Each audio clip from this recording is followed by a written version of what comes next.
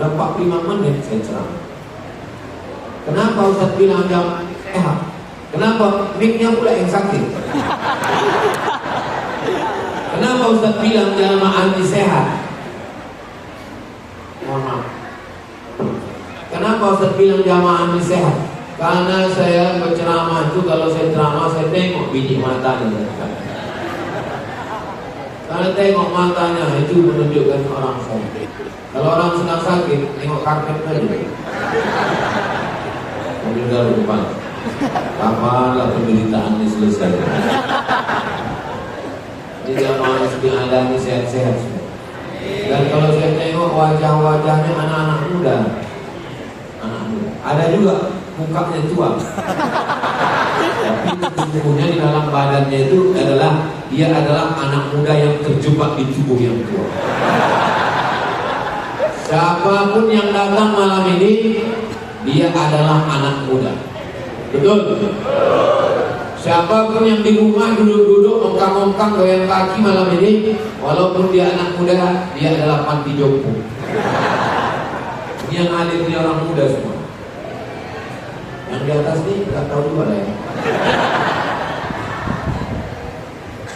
Saya malam ini dimuliakan, dihormati, dibuatkan baleho gambar besar, dibuatkan kursi duduk saya di atas. Saya sangka saya yang paling tinggi di sini. Rupanya ada yang lebih tinggi. Memang hebat masjid ini memuliakan perempuan. Perempuan dibuatnya di tempat yang paling tinggi. Begitulah kita memuliakan ibu kita, memuliakan kakak kita, memuliakan makcik kita, memuliakan adik kita, memuliakan istri kita. Kalau kita tidak memuliakan mereka, mereka akan dihinakan oleh orang lain. Kalau mau memuliakan perempuan, tengoklah masjid Isti'adah memuliakan perempuan. Kau tahu berikut ini ada 15 menit lagi, saya jawab beberapa pertanyaan. Jangan kemana-mana, kita lanjutkan setelah yang satu.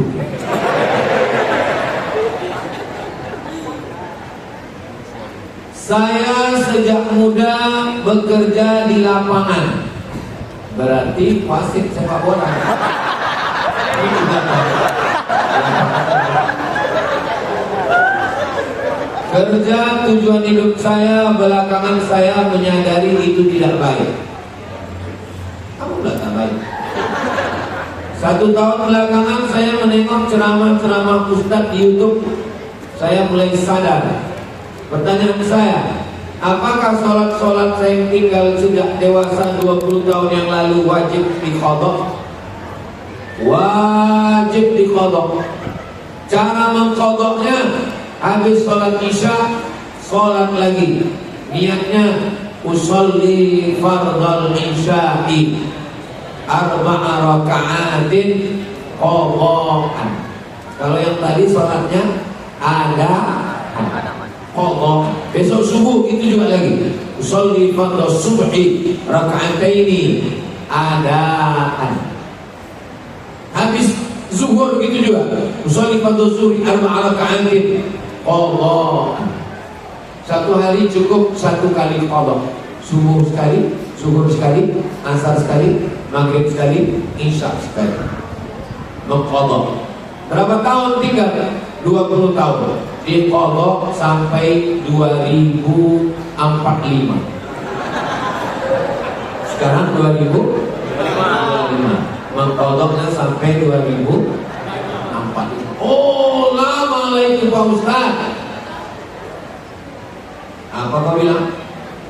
Lama kau bilang sholat. Sekarang kita hitung sama-sama ya. Saya mau nengok detiknya, soalnya jam ini gak ada detiknya. Kita hitung sama-sama 1 rakaat itu berapa detik? Allahu Akbar. Allahu Akbar kabira walhamdulillahi katsiran wa subhanallahi bukratan wa asila. Wajjahtu wajhiya alladhi fatara as-samawati wal arda hanifan musliman wa ana minal musyrikin. Inna salati wa nusuki wa mahyaya wa mamati lillahi rabbil alamin. La syarika lahu wa bidzalika umirtu wa ana minal muslimin. A'udzu billahi minasy syaithanir rajim.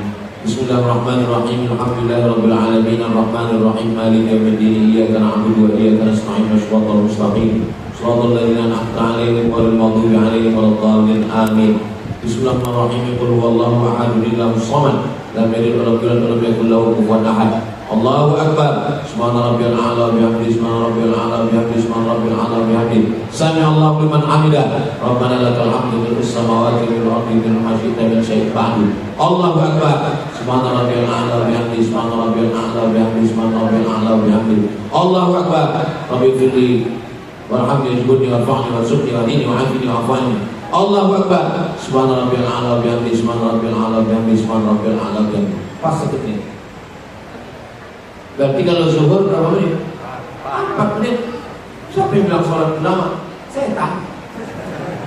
Jangan kau kotor, jangan kau kotor. Sholat itu lama, sholat itu lama. Dia kok setan. Siapa yang mengatakan kodok sholat lama, berarti dia sedang dikacau setan. Tidak ada alasan. Kita sudah praktekkan 1 rakaat 1 menit. Cara bacanya macam saya tadi. Jangan buat tiru qori nasional juara 1 di Ambon. Bismillahirrahmanirrahim. Maghrib harus susah. Maaf Ustaz. Sekarang aku tanya, mengqadha salat itu lama apa cepat? Siapa yang mengatakan mengqadha salat berat? Kalian yang masih muda-muda, jangan kalian tinggalkan sembahyang. Adapun yang sudah yang lalu-lalu tinggal, qadha. Tak ada tawar-menawar, qadha. Katanya Pak Ustaz dengan istighfar aja terhapus dosa. Siapa yang bilang? Sepakat 4 mazhab. Mazhab paling tua mazhab Hanafi, mazhab kedua mazhab Maliki, mazhab ketiga mazhab Syafi'i, mazhab keempat mazhab Hambali. Sepakat 4 mazhab, sholat yang tinggal wajib diqadha. Tak bisa dengan istighfar. Astaghfirullah Rabbal baraya, astaghfirullah minal khataya. Terus kau nggak kodok lagi. Aku udah tobat, udah bersih, kepala kau bersih. Nah, nggak bisa. Allah sepakat 4 mazhab mesti diqadha. Kalau dulu saya ikut praktek riba, ini orang itu juga nih. Kalau nggak sembahyang riba pula. Lagi orang lain. Dulu saya ikut riba. Dengan itu saya punya kebun dan sawah, bahkan rumah dan mobil. Belakangan ini saya tobat dan sudah tidak mau mengerjakannya lagi. Bagaimana dengan harta saya yang sekarang ini Pak Ustaz? Hukum harta-harta ini Masjid Isti'adah ini jamnya pun riba. Itu BRI.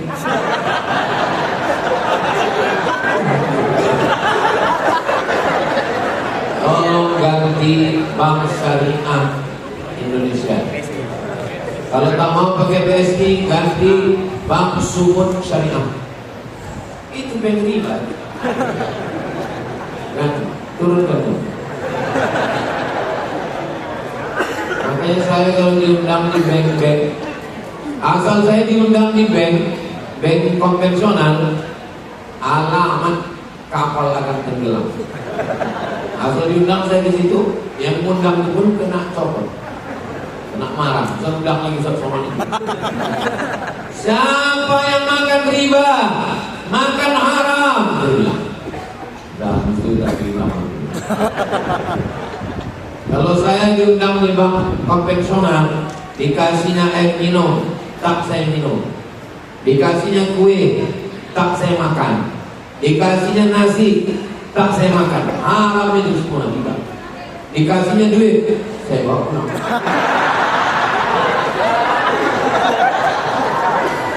Duit riba boleh diberikan untuk masoleh aman, kepentingan umum. boleh untuk pembangunan masjid. Ini tanah masih ada kosong, bangunkan sekolah MDA, boleh. Jadi ambil serah. Jadi kalau ada bapak-bapak yang punya duit riba, datang ke Pak Ketua, serah. Tapi waktu menyerahkan kasih aja, jangan kalau bilang Pak Ketua ini ada beberapa duit haram. Ini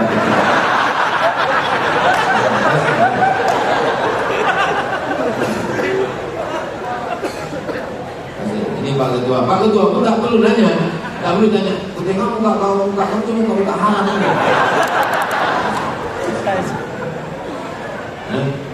Jadi macam mana duit hasil riba itu Pak Ustaz? Kalau kau tidak Islam, dulu waktu riba itu belum Islam, non Muslim, lalu kemudian setelah itu dia masuk Islam, asyhadu an la ilaha illallah wa asyhadu anna Muhammad Rasulullah. Zaman Nabi dulu, yang orang rentenir musyrik yang tak Islam itu, begitu masuk Islam tidak disuruh Nabi buang ribanya, karena dia belum Islam. Tapi kalau dia memang sudah Islam, karena ini riba kan bagi orang Islam, kalau dia tidak Islam, dia tidak riba. Dia masuk ke Islam, pulang dari nol, bersih. Tapi kalau memang dia dari awalnya memang sudah Islam, haram itu bagi dia. Dia hanya punya pokoknya saja. Pokok itu warisan ayahnya, dapatnya hadiah dari emaknya. Nah itu. Adapun hasil riba itu, gajinya haram, pensiunnya haram, tunjangannya haram, SPPD-nya haram. Adapun yang lalu-lalu yang udah termakan, udah tertelan, taubat minta ampun kepada Allah. Adapun yang sudah diberikan ke tanah, diberikan macam-macam, serahkan ke masjid istiadat, supaya dibangunkan kelas-kelas, dibangunkan asrama, diberikan pembebasan tanah, dibangunkan pondok pesantren. Begitulah yang saya tahu dari ulama-ulama. Kalau ada ustaz yang berpendapat lain, mungkin banyak bacaan kitab dia. Saya hanya menyampaikan yang saya tahu saja. Yang tak saya tahu, cuma tak saya nyampaikan.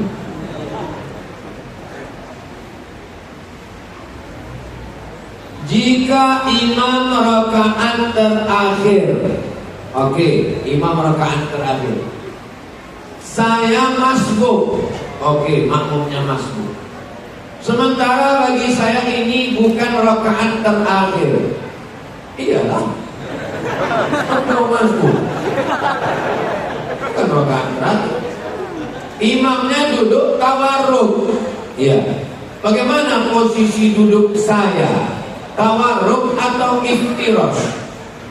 Duduknya duduk iftirosh, karena nanti setelah imam salam dia berdiri. Duduknya tidak duduk tawarruk, duduknya duduk iftirosh. Tapi ada kami tengok orang yang duduknya tawarruk, dia pakai pendapat yang kedua. Pendapat yang kedua mengatakan dia duduk tawarruk. Saya pakai pendapat yang kedua, duduknya duduk iftirosh. Begitu imam salam, assalamualaikum warahmatullah, assalamualaikum warahmatullah, dia berdiri lagi untuk melanjutkan rakaat dia yang ketinggalkan. Untuk lengkapnya baca buku 99 tanya jawab sholat 4 mazhab, ditulis oleh Ustaz Abdul Somad. Lengkap dalil-dalil. Saya punya suami, alhamdulillah, namun tidak terbuka terkait gajinya, innalillah. Memang urusan nafkah suami saya memberikan, alhamdulillah. Kalian sebagai suami, berapa kewajiban kalian terhadap istri? 5. 1, kasih makan. Ibu udah dikasih makan? 2, kasih pakaian. Ibu sudah dikasih pakaian? Alhamdulillah. Soalnya aku tengok banyak di jalan-jalan itu yang tidak dikasih pakaian sama laki. Tinggi 160, dikasihnya kain 100 cm, kurang kain. Ada yang sedikit belum berpasang.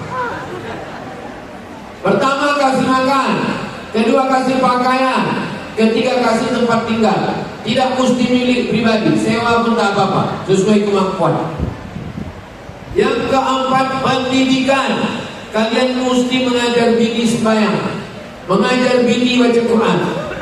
Kalau tak sanggup mengajar, serahkan ke ustazah yang akan mengajar istri. Tak sanggup, bawa dia ke masjid istiadah. Inilah ibu-ibu malam ini yang datang ini diizinkan suami. Karena kalau tak izin suami, mana bisa ibu keluar. Yang kelima, perhatian. Diperhatikan ya ibu. Bang, mukaku hitam, dikasih ini untuk beli skincare. Muka sudah putih, leher pula hitam bang.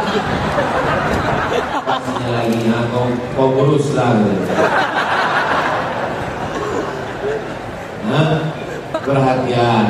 Pas balik-balik ke rumah, alamak cantiknya lah bidadari abang nih. Itu perhatian namanya. Kalian sebagai laki-laki jangan pelit mengeluarkan kata-kata pujian. Habis dia memasak dan kasih perhatian. Bagaimana masakannya bang? Seumur abang deh, belum pernah abang makan macam ini banyak garam.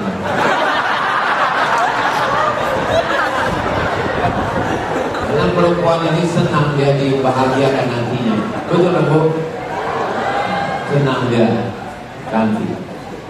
Dia mau pergi undangan, jangan diam aja dan puji. Masya Allah, kau asal mau keluar rumah tengok macam bidadari, tapi kalau di rumah sama aku macam hantu.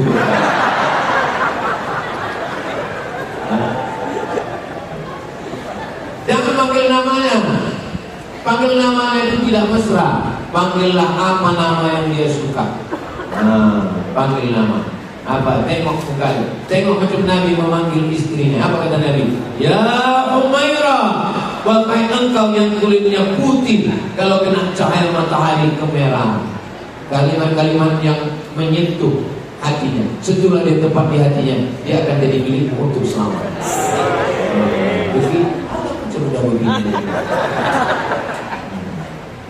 Ustaz, boleh ku panggil biniku ya Humairah? Apa pula salahnya? Tapi dia hitam. Ya Humairah, jangan pulang dari sini nanti. Ya Hajar Aswad.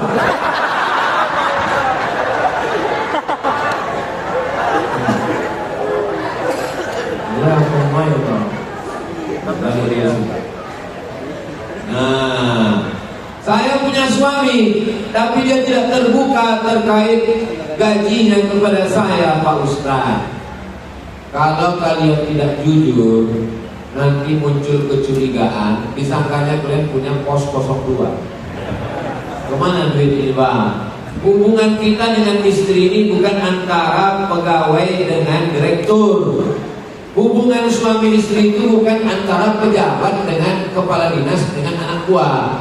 Hubungan suami istri itu adalah hubungan trust, kepercayaan, saling percaya. Kalau bahasa kampung kita, jangan ada dusta di antara kita. Jadi kalian terus terang aja, dek, memang abang ini pegawai, tapi duit abang semuanya udah diambil bank. Karena sebelum nikah sama kau udah menggadaikan semuanya. Itu berapa tahun bang sampai kau mati?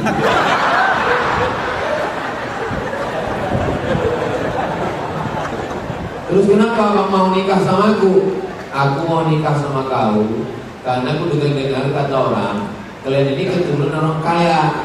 Katanya 7 keturunan harta tak habis. Belakangan baru ku tahu rupanya kau keturunan yang ke-8. Aku udah kita marah.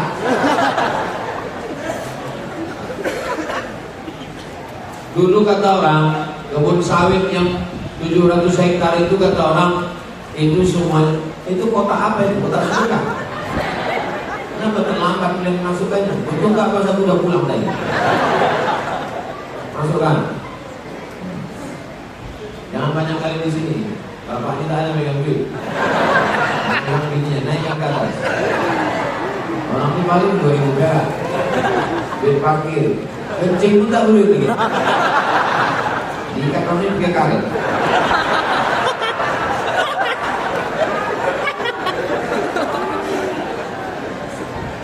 Sallallahu ala Muhammad. Sallallahu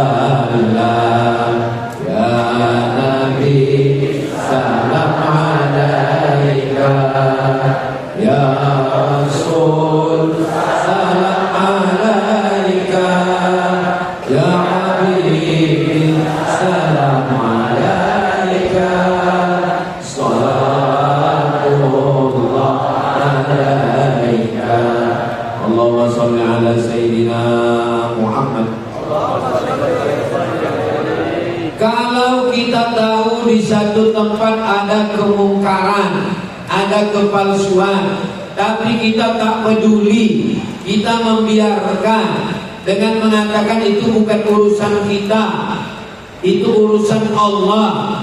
Itu apa namanya Pak Ustaz? Itu namanya lemah iman.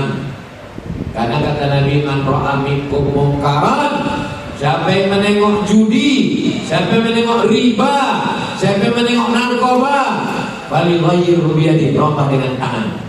Kalau kalian anggota dewan, buatkan perda. Kalau kalian gubernur, bupati, wali kota, buatkan pergub. Kalau tak sanggup dengan tangan, falyulisani, dengan mulut. Haram, mungkar. Tak sanggup dengan mulut, fabiqalbi, dengan hati, diam, tidak ikut-ikutan. Wadzalika adhaful iman, itu adalah selemah-lemah iman. Jangan kau urus aku, cewekku, pacarku, yang kupakai duit aku, bukan duit kau ambil. Yang mabuk aku, yang sakau aku. Kenapa pula kau reset? Memang yang mabuk kau, memang yang berzina kau, kamarnya kamar kau, duitnya duit kau. Tapi kalau tsunami datang dari Belawan sana, yang kena bukan cuma rumah kau, bodoh, rumah aku pun kena juga. Kalau datang tsunami bergulung dari Belawan sana ke Sugal ini, rupanya dicari dari rumah kau. Tanya ke imam masjid, Pak Imam, mana rumah semodan itu? Ada rupanya gitu. Digulung ya semua, masjid-masjid itu pun digulung ya. Makanya jangan diam menengok kemungkaran. Bicara, speak up. Tak berani kan ngomong, serahkan dagangan, biar aku ngomong. Setan-setan, siapa yang bisa tunjuk? Itu orang yang yang peminum khamar, yang pejudi, yang pezina, yang perampok, yang pembunuh. Jangan diam, bicara, speak up, ngomong. Karena kalau tidak, kena laknat kita ini semua. Mudah-mudahan Allah melindungi Medan ini, Sumatera Utara, Indonesia. Indonesia. Apa pendapat ulama kita bahwa bagi mereka yang salah pemahaman akidahnya dihukumi fasik? Apa hukumnya orang fasik jadi imam fardu di masjid rutin? Karena jamaah masjid tersebut pemahaman mujassimah. Mujassimah itu jisim badan, jisim badan, menjisimkan Tuhan, memfisikkan Tuhan. Tuhan duduk di atas arsy. Itu salah satu contoh memfisikkan Tuhan. Sedangkan kita ikut Imam Asy'ari. Ingat 3. Akidahnya Asy'ari, fikihnya Syafi'i, tasawufnya Al-Ghazali. Itu trilogi kita. Bisa diingat? Akidahnya Asy'ari, fikihnya Syafi'i, tasawufnya Al-Ghazali.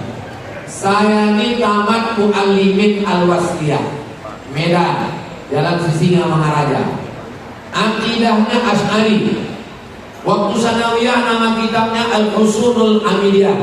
Waktu aliyah nama kitabnya Ad-Dasuki ala Ummil Barahim. Wujud hidaqa mukhalafatu lil hawadisi qiyamuhu binafsihi wahdaniyah. Itu akidah Al-Wasliyah. Fikihnya Syafi'i. Kitab kami dulu Tuhfatul Tullab, Imam Zakaria Al-Ansari. Tasawufnya Al-Ghazali. Di Mu'allimin itu tasawufnya kitabnya Mau'izatul Mu'minin, ringkasan dari Ihya Ulumuddin. Ihya Ulumuddin Imam Al-Ghazali 4 jilid tebal, tak terbaca banyak kali, tak selesai kalau taman Mu'allimin baca itu. Maka diringkas 1 jilid Syekh Jamaluddin Al-Qasimi dari Damaskus, Suriah. Nama kitabnya Mau'izatul Mu'minin min Ihya Ulumuddin. Itu Al-Wasliyah. Al-Wasliyah itu produk asli Medan, made in Medan, Sumatera Utara. Imam Masjid Raya, Mufti Kerajaan Delhi, namanya Syekh Hasan Maksum. Syekh Hasan Maksum punya murid, itulah pendiri Al-Wasliyah, salah satu namanya Syekh Muhammad Arsyad Tolib Lubis. Awalnya Al-Wasliyah itu namanya Maktab Tapanuli, Sregar, Nasution, Harahap, berkumpul orang Tapanuli ini buat namanya Maktab Tapanuli. Waktu terbentuk Al-Wasliyah, mengalah orang Tapanuli, tak usahlah bawa nama Tapanuli, kita ingin menyambungkan silaturahim. Datang orang ini kepada Syekh Muhammad Yunus, kata Syekh Muhammad Yunus, sudah putus silaturahim orang, kita sambung balik. Menyambungkan itu bahasa Arabnya wasal, maka jadilah dia Al-Jam'iyatul Wasliyah tanggal 30 November 1930. Berarti sekarang sudah lama kan? Ini 2030 sudah 95 tahun. 2030 nanti 1 abad Al-Wasliyah, insyaallah. Apa hubungan Al-Wasliyah dengan NU? Imam Masjidil Haram namanya Syekh Ahmad Khatib Al-Minkabawi, meninggal tahun 1916. Syekh Ahmad Khatib Al-Minkabawi. Syekh Ahmad Khatib Al-Minkabawi punya murid dari Jombang, wong Jawa. Pripun kabare panjenenganipun? Apik kabeh ya. Ada muridnya dari Jombang, namanya Hadratus Syekh Muhammad Hashim Asy'ari. Itulah yang mendirikan Nahdlatul Ulama. Satu lagi murid datang dari Medan, Sumatera Utara, pulang dari Makkah, diangkat Sultan Delhi menjadi Imam Masjid Raya. Itulah dia Syekh Hasan Maksum. Murid-muridnya lah yang mendirikan Al-Jam'iyatul Wasliyah. Datang satu lagi muridnya, pulang ke Bukit Tinggi, membuat pesantren, namanya Syekh Sulaiman Ar-Rasuli. Tempat dia mengajar itu Canduang, namanya disebut dengan Inyah Canduang. Lah ya ada orang awak sekolah.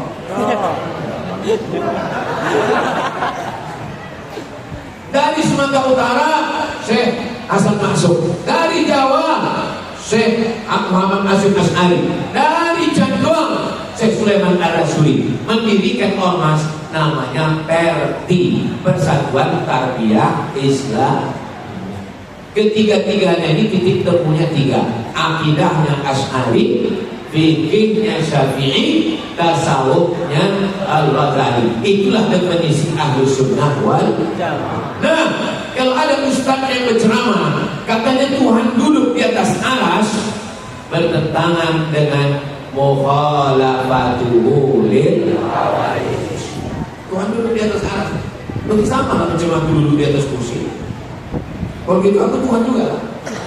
Mukhalafatuhu lil hawadits. Lalu apa makna Tuhan duduk di atas aras? Ar-Rahmanu 'alal 'arsy istawa, maknanya Allah Maha Kuasa. Itu menurut akidah Asy'ari, itu menurut Al-Wasliyah, itu menurut PERTI, itu menurut Nahdlatul Ulama, Ahlus Sunnah wal Jamaah. Jelas? Kalau tak jelas gua pulang sekali lagi. Nah, bagaimana kalau ada imam yang berkeyakinan mujassimah? Pertanyaannya, kok bisa kalian biarkan dia jadi imam? Kemana kalian selama ini? Ini masalahnya jamaah ini. Sesudah masjid itu dikuasai Wahabi, barulah dia melapor ke Ustaz. Ustaz, masjid kami dikuasai Wahabi. Selama ini kau kemana aja? Entah. Kenapa kalian biarkan dia jadi imam? Kenapa kalian biarkan dia mengajar jadi Ustaz? Kalian jagalah masjid kalian. Udah masalah, perlu kalian ngadukan. Memangnya ini tempat sumber masalah. Nah, itulah kaji kita malam ini. Tadi dimulai dari jam 10 kurang 15, 9 kurang 15, sekarang sudah jam 10 pas. Berarti ceramah malam ini sudah di luar kode etik. Namanya saya ceramah 1 jam. bisa pulang masjid isti'adah ini dapat 1 jam 15 menit. Nanti kalau aku ditanya orang, Ustaz di masjid kami 1 jam, kenapa masjid isti'adah 1 jam 15 menit? Karena masjid isti'adah ini mengundangnya 3 tahun yang lalu. Nah, itu jawab, udah jawabnya. Masjid isti'adah ini mengundang 3 tahun yang lalu. Baru sekarang lah saya datang. Maka saya mohon maaf atas segala kesilapan dan kegelapan. Mau Bapak Ibu memaafkan silap salah saya. Sampai hilanglah kaca-kaca.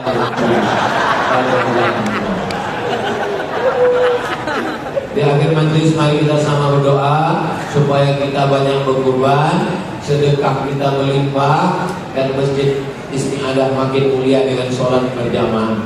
Ala hadirin niyah al-Fatihah. A'udzubillahi minasyaitonir rajim.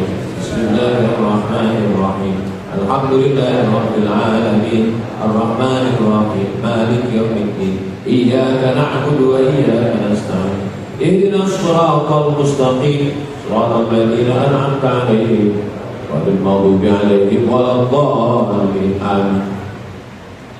Allahumma anzil rahmata was salamata wal barakata ala hadhil jamaah. Ya Allah, turunkan keselamatan, kerahmatan, keberkahan kepada seluruh jamaah Masjid Isti'adah. Allahumma aftah lana abwaba rizqi wa abwaba rahmah wa abwaba ni'mah wa abwaba barakah. Bukakan untuk kami pintu nikmat, pintu rahmat, pintu rezeki dan pintu barakah. Rabbana hab lana minas shalihin, jadikan anak kami anak-anak yang saleh dan salihah. Allahumma ihfazhum min kulli su'in wa syarrin wa makruh. Jaga anak-anak kami dari narkoba, dari zina, dari LGBT, dari perbuatan keji dan mungkar. Allahumma anzilis sakinata fi qulubina. Masukkan sakinah, ketenangan dalam hati kami sehingga keluarga kami sakinah mawaddah warahmah. Allahumma ja'alna minal muta'abbin bi jalalik, jadikan kami bersaudara karena Engkau ya Allah.